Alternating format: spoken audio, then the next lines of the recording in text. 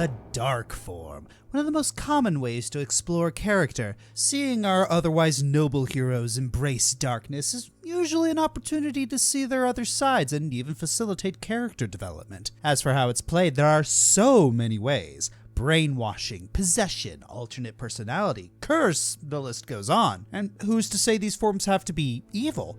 Dark, but otherwise heroic ones are equally as viable for this list. Now, one very important distinction. These are dark forms, not evil doppelgangers. The dark form of a character has to either be the same body as the original or a complete dark reflection of them. If it's a separate character with their own distinct personality, they don't count.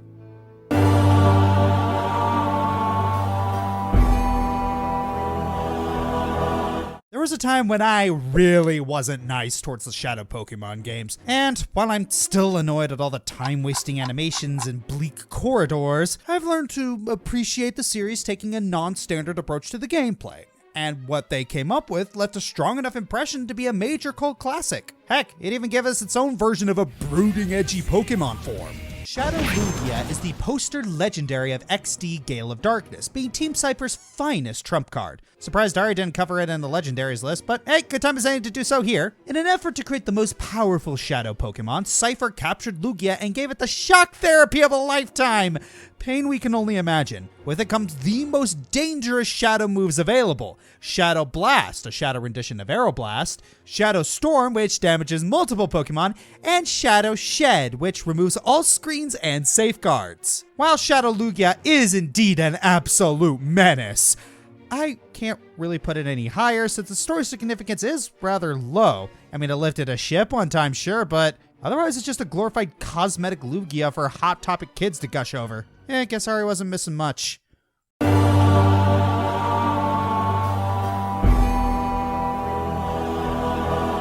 If you thought Fire Emblem villains get brainwashed or possessed way too many times, Kirby's King of Dreamland puts them all to shame. Combined! While DDD initially starts off as one of Kirby's defining rivals, over time he usually ends up becoming the enemy because some form of dark matter is constantly taking over his body. And as the icing on the cake, his own reflection captures all of those aspects. In the DDD Tour campaign of Triple Deluxe, you play as the Penguin King and encounter the source that corrupted the main villain Sectonia. It turned out to be none other than Darkmind's own mirror, and from it, Shadow DDD emerges. This dark reflection of DDD is essentially the culmination of all his versions that have been brainwashed or possessed by dark matter. Not only are his attacks buffed up from the average DDD, but he even has the creepy stomach jaw attack. Now you may be wondering why Shadow DDD counts when he's not the same body as regular DDD. Well, that seems to be the case, until we see what role it plays in Team Kirby Clash. Shadow DDD here is the parallel timeline version who was fully taken over by Dark Mind and becomes King D Mind. The original text even described him as what the great king must overcome, the darkness inside his own heart. Jeez, with the amount of obtuse lore mistranslated text in this series, Kirby's aiming to be the next Kingdom Hearts. Indeed. Considering DDD's come far enough to become a hero in his own way, to the point where he's even shattered Dark Mind's mirror himself, shows how far he's come to challenge what could have been the cautionary tale. It's pretty good character development for him. Now watch as he gets possessed again. And again. We should make a drinking game out of this. No, don't.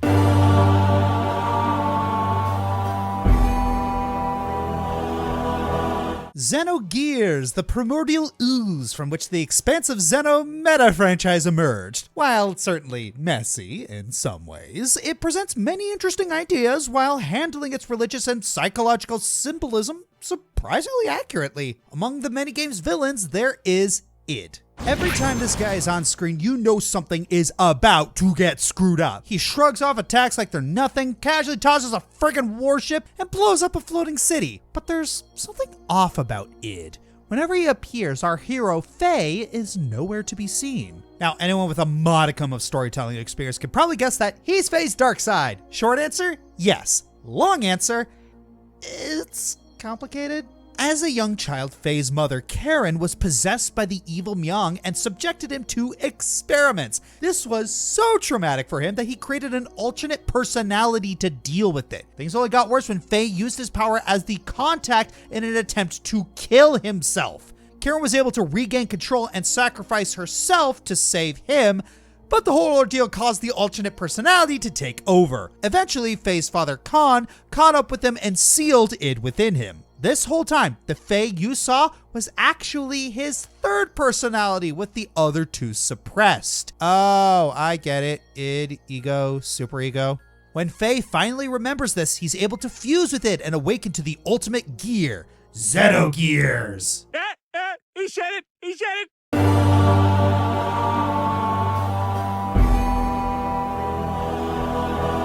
Luigi takes much more of an active role in Super Paper Mario. In the first two games, he was keen to just chill back at the house or have his own adventures. Here, he's a full-fledged playable character. But before he joins you on his quest, you must first defeat his alter ego, Mr. L.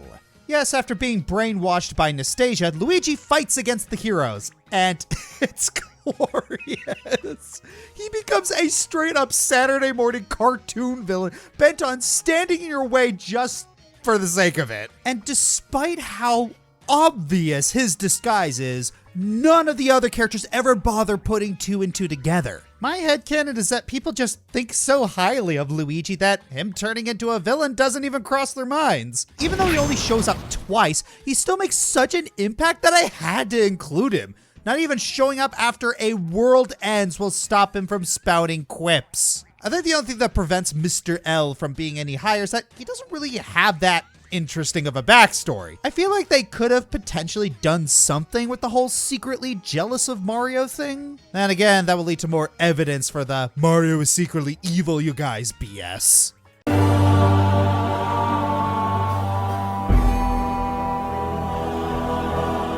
They say competition brings out the worst in people. I mean, just look what it did to Ryu. You push him too hard and he gets a big ol' hole in his chest and makes him a bloodthirsty adrenaline junkie. Steroids. Not even once. Bang! Okay, there's my fun for the day. There actually is a name for this. Satsui no Hado, aka Dark Hado. Also, aka Wave Motion of Murderous Intent, or Surge of Killing Intent. Basically, it's a dark energy inside a fighter that ramps up their physical and spiritual strength and their desire to win a match no matter the cost. Akuma, the evil brother of our mentor, is a bona fide master of the art. He recognizes that there might be a little inside our boy Ryu and schemes to bring out the World Warrior's dark side, and thus was born onto the world Evil Ryu. At first, this evil counterpart was mostly just a color swap version of our hero in darker clothes. But later on, he gets an awesome redesign where he basically goes full Akuma. Red eyes, fangs, and a gaping hole in his chest, kind of symbolizing how a part of the real Ryu's gone missing once he's embraced his darkness. So how tough is Evil Ryu?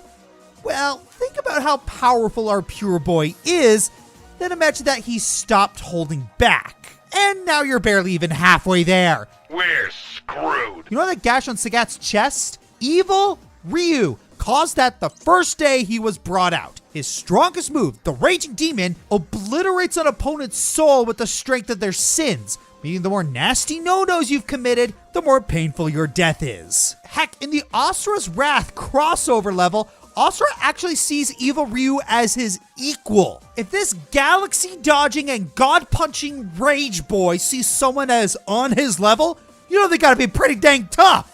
Thankfully, Ryu's been able to keep his literal inner demon quelled. The storylines with you playing as his darker half are actually what-if scenarios. In actuality, though the temptation was there, Ryu was able to purge himself of his tainted half, where I'm sure we'll never see him again. Oh, fudge. Kage exists. Well, all that bloodlust had to go somewhere, and Kage is what happens when Evil Ryu becomes canon. His only mission is to prove his superiority over the original. He's definitely cool as well, but I kind of like the complexity Evil Ryu gives us a bit more. I mean, everyone loves a good what-if story, and if what we got in canon is anything to go by, we should count our lucky stars Ryu knew when to hold back.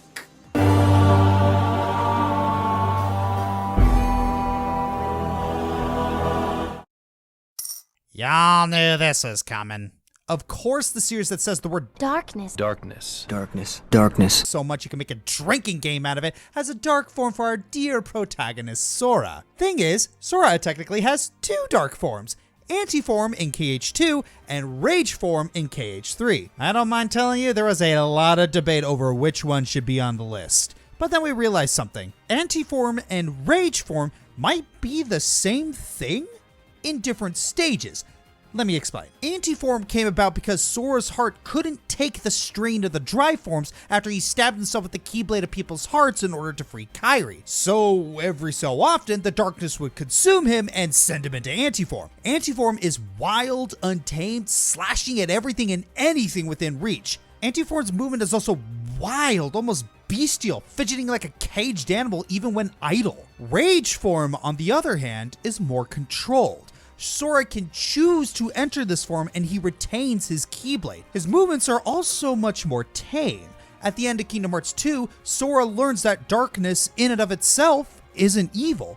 I think that Rage form is anti-form after Sora mastered the darkness within him to some extent. In this way, anti and rage forms show Sora's growth as a character. Sora began with a black and white view of the world, but as the games progressed, he learned that there are shades of gray and not everything is so clear cut. If Riku was anything to go by, he learned that both light and darkness have a place and can be used for good. And once he internalized that knowledge, he came to be able to wield his own darkness without losing himself to it. Or maybe I'm reading too much into it. It was written by Nomura after all.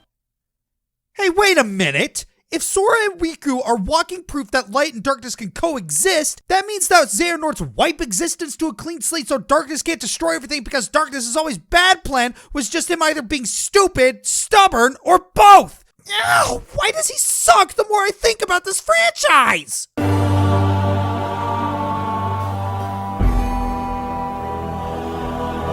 The surprisingly sizable Trails audience I have?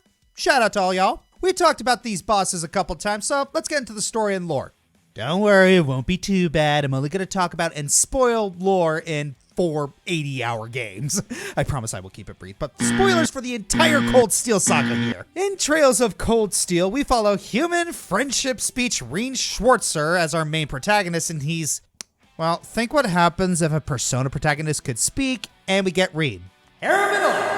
Now that may be funny, but Rene's backstory is anything but. Similar to probably half this list, Rene holds a special power inside him that he is afraid of. This ogre power of his comes out whenever he is pushed to his limit or when he sees someone else in danger. He becomes much stronger and faster, but also more destructive, letting his emotions take control of him. While he has been able to control the power in the form of spirit unification, as the games progress, it becomes harder and harder to manage. And at the end of Cold Steel 3, everything goes to crap. Several of Rene's friends die right in front of him, including his classmate Milliam, who sacrificed herself to save her sister from the same fate.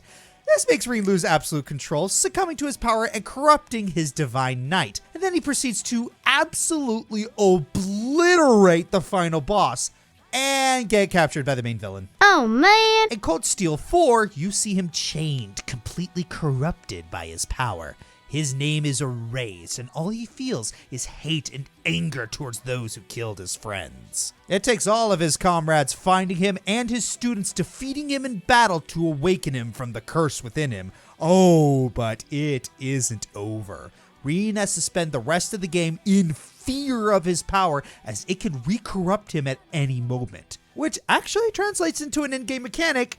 And don't get me started on how stupid of a reason that came about or how broken it is. Anyways, towards the end of Cold Steel 4, we learned that Rene obtained the power when he was a child. He was killed by mercenaries hired by political opponents of his father, Osborne. Osborne, praying for someone to save him, made a deal with the Ebon Knight Ishmelga to become his pilot. In exchange, he saved Rene's life. Not only did it cause Osborne to become Ishmelga's puppet, but it also made Rene into a sacrifice, a being corrupted by Ishmelga's curse and who is driven to cause the world's end. Ooh, how fun. Eventually, Rene confronts his dark side in a test to master his sword style, striking it down and obtaining a new power in the process. But it isn't until Cold Steel 4's ending that he is able to defeat Ishmelga and free himself from his fate once and for all. While you don't see too much carnage caused by Rene, the power he exhibits and the rage that flows through him make him a terrifying presence. It easily has the biggest buildup on this list, and just from the moments seen in Code Steel 3 and 4, make it a worthwhile spectacle. My biggest and really only complaint is that we should have had more screen time with Rene fully corrupted. That and all the deaths that caused his fall get fixed by Cold Steel 4's end. Yeah, it gets dumb. Now, despite that, he's still a worthy dark side, and if you don't think so, you truly have no idea how much I omitted from this entry despite its length. Trails lore is still as dense as always.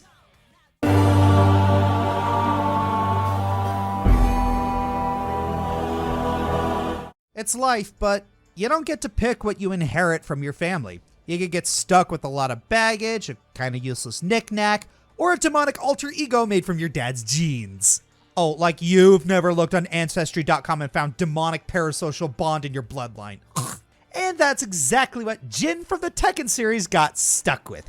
A devil gene that forces him to share a brain with an aggressive spirit. Jin and his father Kazuya get their devil sides through genetics, stemming originally from Kazuya's mother and Jin's grandmother. The influence left Jin branded on his arm as a result, but for a while, the devils stayed dormant within Jin, so it looked like everything was under control. Until dear old Grandpa Heihachi ended up bringing him out after shooting Jin in the head. Smooth move, Gramps. Since that day, not unlike Ryu, Jin finds himself repeatedly overtaken by his darker half, appropriately dubbed Devil Jin. Unlike evil Ryu, however, Devil Jin is very much canon, and he is a high-flying time bomb of homicidal rage, complete with Sephiroth wings. He's much stronger than regular Jin, taking a page from the OG's karate manual and throwing demonic laser beams and the like to make him thrice as deadly. One of the major conflicts throughout the series is the desire for power through the Jin, but as of Tekken 6, Jin just wants it gone. He can barely control the beast within, and it slowly eats away at him. He's so desperate to get rid of it that he uses it to try and destroy the Jin's original creator, hoping it'll automatically cure him. Yeah, that worked not at all. The Jin is still stuck with him, and by Tekken 8, he just has to learn to live with it. I actually really like this on a symbolic level. Like it or not, you can't truly ditch the bumps your bloodline left you, so your only hope is to just learn to cope. The fact that Devil Jin's rage is caused by his own family really adds an extra layer of tragedy. Really makes you feel lucky I have such a close familial bond.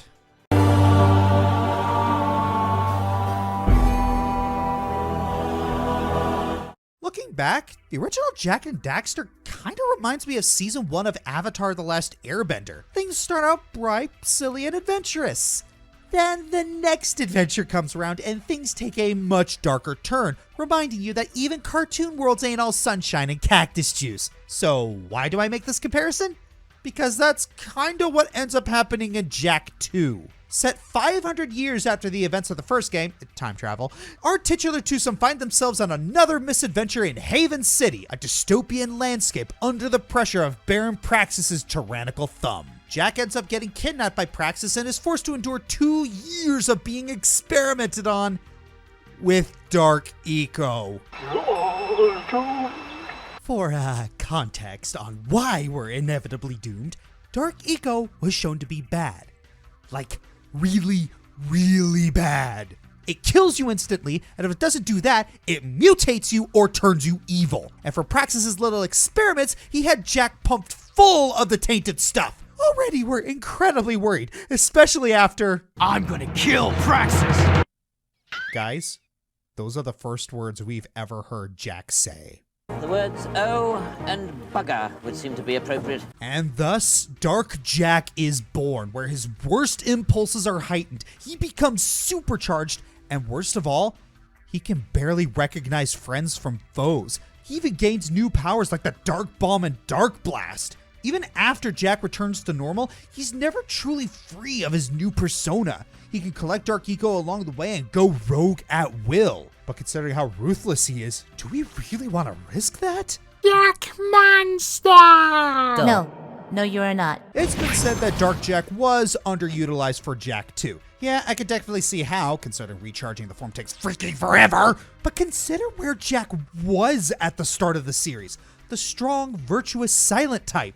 Literally, he never spoke a word, but it was clear as day that he was pure-hearted, if a little mischievous. But then Jack 2 comes around, and the poor guy was subjected to 2 years of being some tyrant's guinea pig. Yeah, he's still hero-ish, but he became hardened and vengeful after the whole ordeal, and it left a permanent scar in the form of a rogue, darker half. Thankfully, in Jack 3, he gains the power of light eco to balance things out, so he can finally feel at peace again.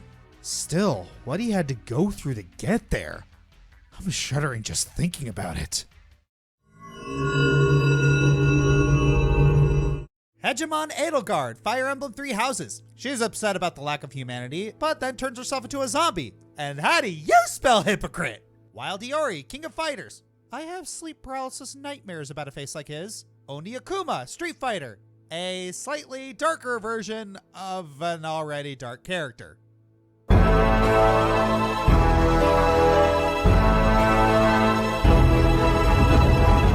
Up to this point, we've seen some truly crazy dark forms, whether it's the mindless Shadow Lugia, the power-hungry evil Ryu and Devil Jin, or even the resentful Sacrifice Rene.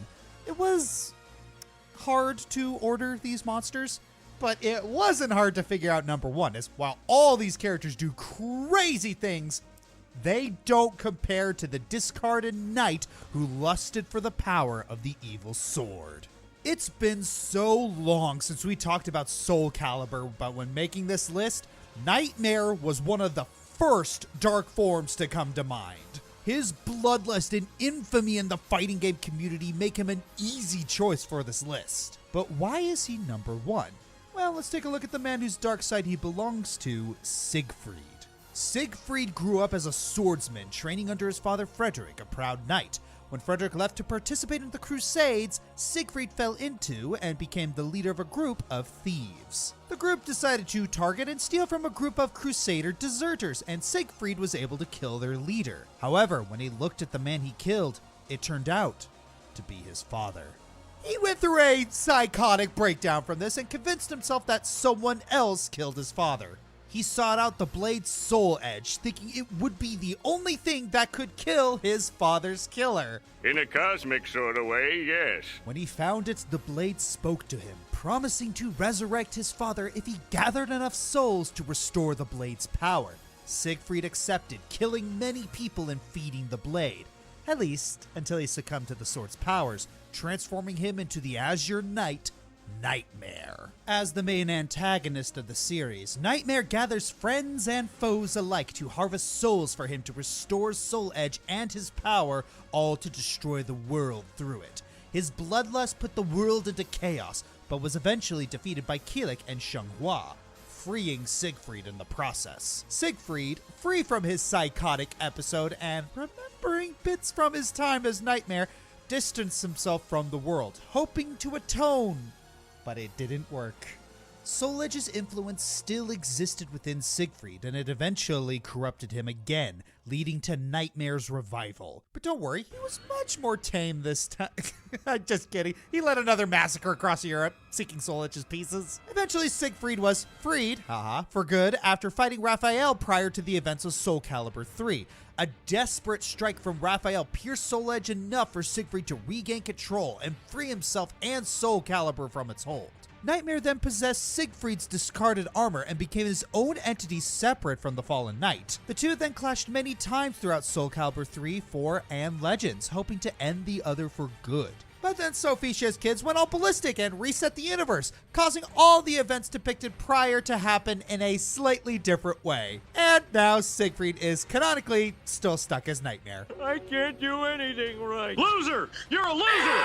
Siegfried and Nightmare stand out from the others, not only as a more sadistic dark side, but also because of the effect one has on the other. Siegfried went from a cocky murderer to fearing the blade, spending every waking moment trying to atone for his past deeds. By Soul Calibur 5, Siegfried reformed his group of thieves into a group of mercenaries, doing more noble deeds, and acting as the conduit to give Soul Calibur to the next generation. Though, in hindsight, probably shouldn't have done that last thing. I'm the fiery Joker, and man, I'm glad I don't have a dark form. It'd be fun to think about. Though it'd probably just like Ponzo Kami and have a deep obsession with ice.